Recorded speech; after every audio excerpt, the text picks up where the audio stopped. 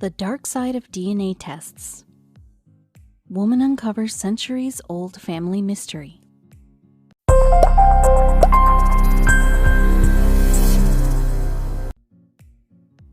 Like all new technologies, DNA testing has a good side and a bad side. And as author Margaret Atwood said, a stupid side you hadn't considered. 8 years ago, 72-year-old Washington native Alice Collins Plebick made a decision that would change her life forever. She sent samples of her saliva for a just-for-fun DNA test. Seeing as both her parents were devout Irish-American Catholics, Alice thought she had a good idea about what the DNA test results would say. But when the test results came back, Alice was shocked. She wasn't who she thought she was. This revelation sent Alice and her siblings on a years-long journey to uncover the mystery surrounding their identities. Questions about her family had preoccupied Alice for years. Her mother, who was also named Alice, was into genealogy. She kept an old family book with the handwritten names and births and deaths of their relatives. Alice found her mother's side easy to follow, even before genealogy records were available online. Her mother was Irish on one side and Scottish and English on the other. Some of her relatives had even been in America for as far back as colonial times, and Alice was able to trace some of her mother's ancestors back to the 1500s. But with each update to her mother's lineage, Alice felt guilty because her father's side of the family was a different story. "My dad had nothing, he had no history," she told journalist and author Libby Copeland. Her father, Jim Collins, was the son of Irish immigrants. He knew little of his family's history. His mother had passed away when Jim was just a baby, and his father was unable to care for him and his older siblings, so he gave them away to a Catholic orphanage. For most of his life, Jim didn't know what year he was born in, believing he was a year older than he really was. As her father grew older, Alice decided that it was time to dive into his lineage and discover where he came from. Before she began the project, she had already known some of the details of his childhood. She knew that living in the orphanage had been hard. Alice knew that her father had most likely been malnourished while living there because a doctor later told him that this most likely explained his small build. She also knew that he had left the orphanage in his teens and was a rebel before he joined the U.S. Army Corps of Engineers and married her mother. She also knew that her father had a sister who had died when she was younger and a brother he was not close with. Jim was also a devout Catholic who cooked a wicked corned beef on St. Patrick's Day. But what Alice didn't know was where he came from and what happened to his parents. When her father died in 1999, Alice couldn't really tell him more than he already knew. In the years that followed, however, Alice was able to find some sort of paper trail. Jim was born in a working-class neighborhood in the Bronx, New York. His father, Joseph, worked as a driver, and his mother, Katie, passed away at the age of 32 when Jim was only 9 months old. She also found the name of the orphanage where he grew up. It was the St. Agnes Home and School, and although the school was no longer around, she was able to find the names of some of the sisters who worked there. Alice wrote them a letter asking if they had any helpful information about her father. Besides Jim's admission and discharge dates, the orphanage couldn't provide Alice with any other helpful information.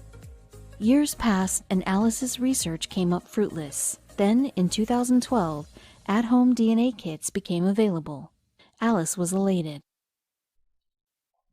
She had just discovered what she thought was her father's family village in Ireland, and she was considering a trip overseas to see where her grandparents had come from.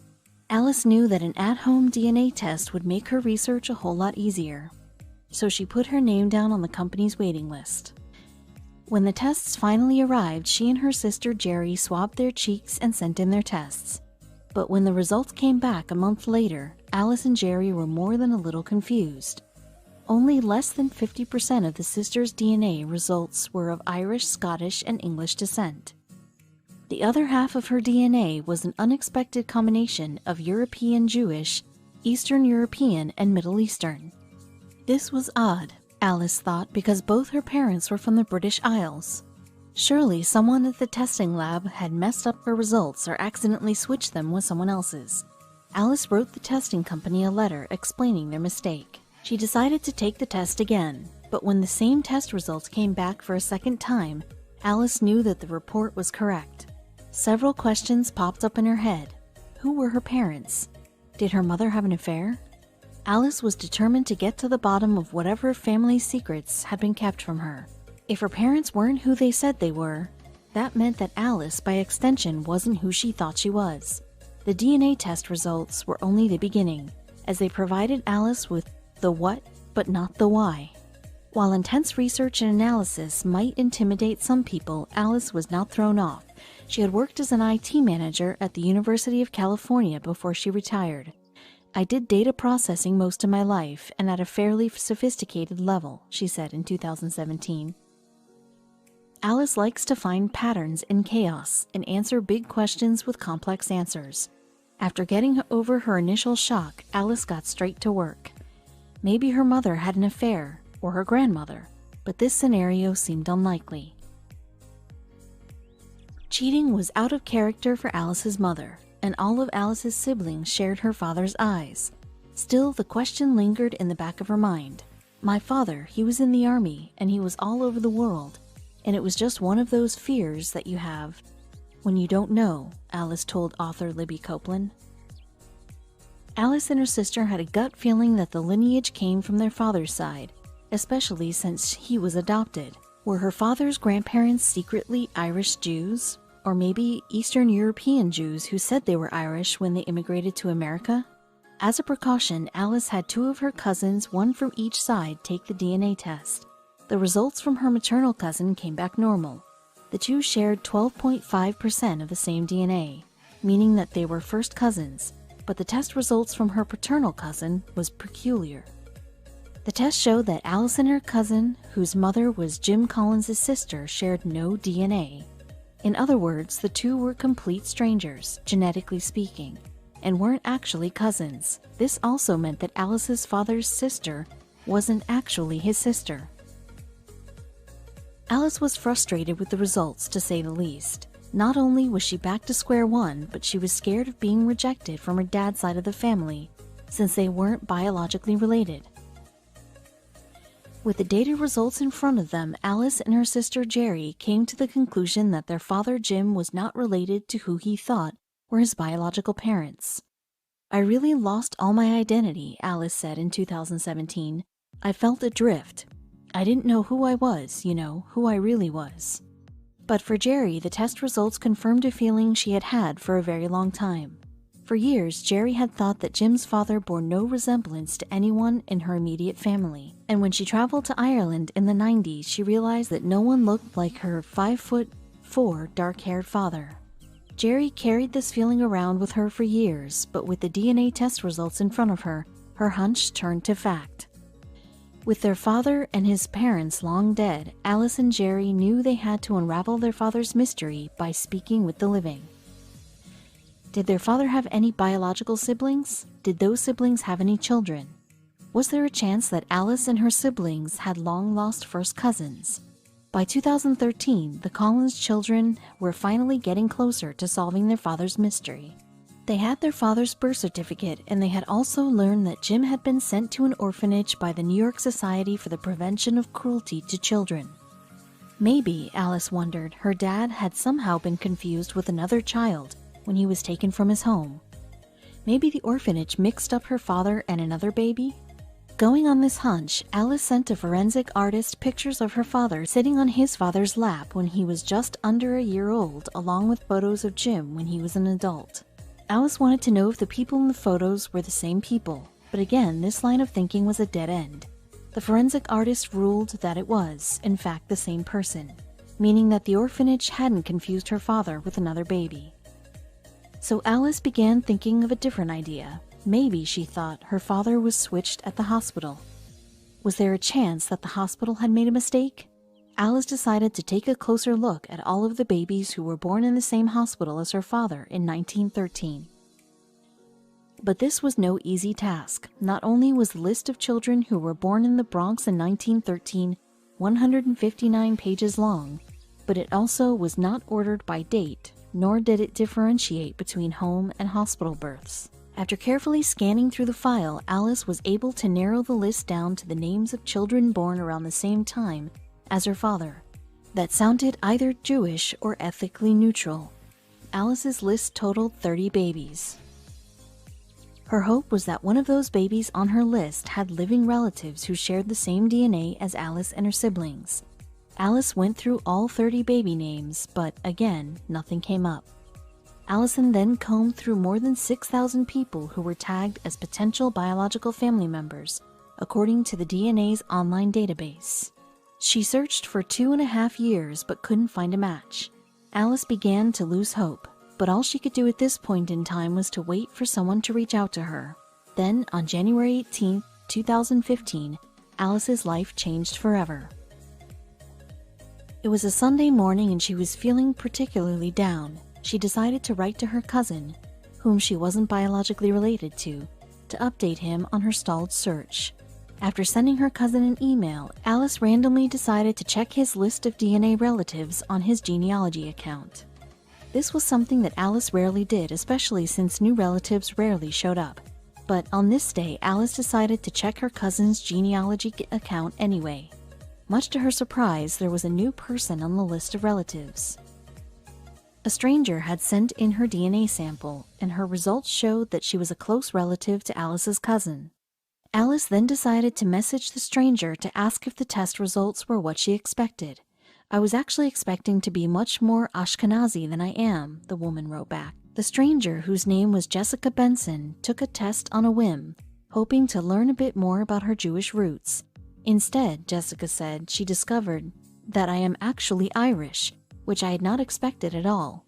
Alice felt chills going down her spine. She immediately wrote back to Jessica that her grandfather was born at Fordham Hospital on September 23, 1913. Had anyone in Jessica's family been born around that date? Jessica quickly replied, yes, her grandfather, Philip Benson, was born around that time. Alice began to cry. She had a feeling that she knew what had happened. But first she needed proof. So she combed through New York City's birth records from 1913. There was no Benson born on that day in the Bronx, but a few hours later, Alice finally found what she was looking for. There was a Philip Bamson born on the same day and at the same hospital as her father Jim. This had to be Philip Benson. Alice knew in her bones what had happened to her father. There was no family mystery buried by shame. Someone at the Fordham Hospital had made a mistake that day, a mistake that could only be uncovered with new technology. Somehow, a Jewish baby had been sent home with an Irish family, and an Irish baby with a Jewish family. The two women were stunned. They compared the birth certificates and discovered that Jim and Philip were processed one after the other and signed by the same doctor. Alice then began to research how hospitals used to keep track of newborn babies, and what she found shocked her. Alice found that hospitals didn't really have a system at all. Most of the newborn babies were kept in the same cart or crib, making it very easy to switch a baby by accident. When Jim was born in 1913, hospital births were still pretty unusual. At the time, most hospitals had yet to come up with a way to identify babies. Some hospitals kept newborns in a crib next to their mother's hospital beds, but others kept newborns in nurseries. This meant that families had no way of tracking their newborns. While it's hard to know for sure the type of practices that were in place at Fordham Hospital, because it was closed in 1976, it's safe to assume babies were kept in nurseries. In fact, it wasn't until the late 30s that hospitals gave mothers and their newborns identifying bracelets. Back in 1913, nurses typically relied on the nurse's memory or the mother's recognition of her newborn. Can you imagine not knowing if the baby you took home was actually your biological newborn? Either the hospital didn't think mix-ups could happen, or they just didn't care. After the truth was revealed, the Benson and Collins families exchanged pictures, which made the entire situation very clear. Jim Collins looked much more like Philip's 5'4" father and 4'9" mother than 6' Philip did. "My grandfather came to my dad's shoulders," Philip's daughter Pam Benson said. The Collins sisters also had their own explanation about why their father wasn't as tall as his siblings. They always just assumed that Jim had been malnourished while growing up in the orphanage. After all, that is what the doctor told them. Never in a million years did Alice think that her father wasn't biologically related to his brother and sister. It's a mystery that only DNA technology could have uncovered. Alice soon discovered that she had a biological first cousin named Phyllis Pullman, who was the daughter of the sister Jim never knew he had. In 2015, Alice decided to fly to Florida to meet her. Sitting on opposite sides of the couch, the two women could have been mistaken for sisters. They definitely shared the same DNA. Phyllis shared a story about when her tall Uncle Philip was dating his first wife. Her observant Jewish parents didn't believe that he was Jewish. He had to bring his birth certificate, Phyllis told author Libby Copeland. Little did we know it wasn't his birth certificate. The two families have kept in touch over the years, but neither of them can shake the what-if questions that linger in the back of their minds. On the other hand, the two families are happy that they found each other, but on the other hand, the revelations feel like a loss. How could Alice and Pam come to terms with the fact that their fathers weren't who they thought they were? And then there were the questions about religion. Was Jim Collins Jewish because he was born that way, or Irish because he was raised that way? And what does that mean for his daughter, Alice? Alice and her sister agree that if their father was still alive, it would have been the right thing to tell him, but they consider it a blessing that Jim wasn't alive during the era of at-home DNA testing. "My dad would have lost his identity," Alice said. "He's been kind of spared that." Alice and her siblings also think about what would have happened if their father had gone home to his biological family. As the Bensons and Collins families exchanged photos, Alice felt a sting of jealousy. Jim wasn't supposed to end up in an orphanage. Alice wondered what kind of life her father would have had he been raised by the Bensons, his biological family. Well, for starters, Alice thought Jim would have been raised in a solid home. He would have graduated high school and definitely done something with his gift for mathematics. Instead, Jim dropped out of high school, served in the Army, and later worked as a California prison guard. At the end of the day, Jim made a decent life for himself, but Alice and her family can't help but grieve for their father as a child. "In the orphanage, my father got an orange for Christmas," Alice said. Yet, had the switch not happened in 1913, then Alice and her siblings would not have been born. The Collins children owe their life to a simple mistake, with complex consequences, made by a nurse's lapse in attention. It was a terrible mistake, but how can Alice resent what happened? And yet, were it not for what happened in 1913, Alice Collins Plebick would not exist. The Collins children owe their lives to administrative oversight or nurses' momentary lapse of attention. Now this next man's world was turned upside down when he went looking for his biological parents. Little did he know that he would find them in the most unexpected of places.